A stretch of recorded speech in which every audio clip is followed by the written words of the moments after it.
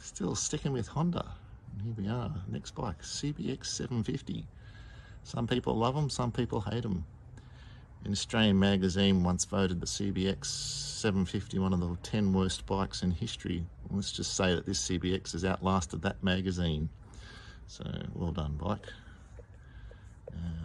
This bike has very low kilometres on it for its age. So about 83, 84. Is Honda's attempt to try and have a model that sat in the marketplace while they were sorting out the errors with the VF750. So it's old school technology, twin cam, basically a CB750 engine, full of chains like Honda like to do, 4 carburetors, all this fake silverware along the side, silverware, metalware, what am I saying, silverware. Unusual for its type in that it's running a original exhaust system, probably weighs as much as the bike does, to tell you the truth. It's got these lovely little fake polished alloy airbox covers. Again, somebody been on the sake on a Friday afternoon, decided that was a good idea. Most of the time they fall off.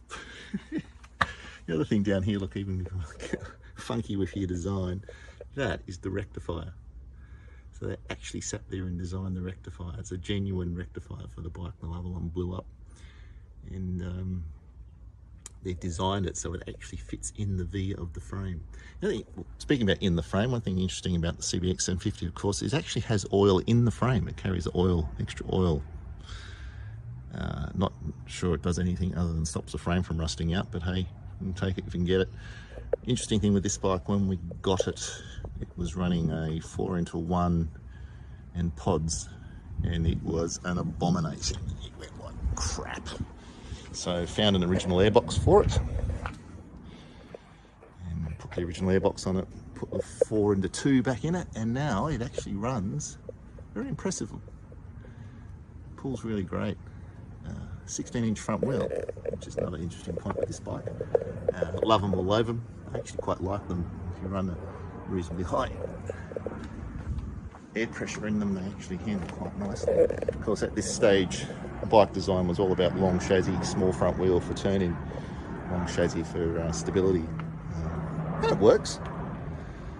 It works for, I guess, for the engine output of the engine at the time. But yeah, pretty funky with that head front. Very unique looking front. Those twin headlights.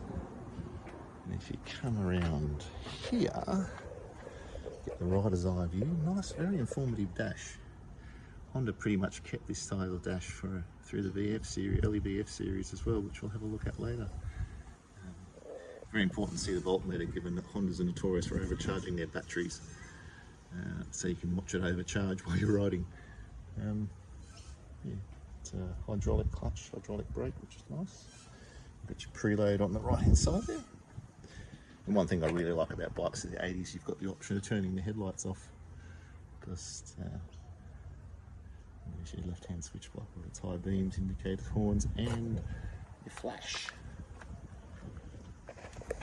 Yeah, CBX750.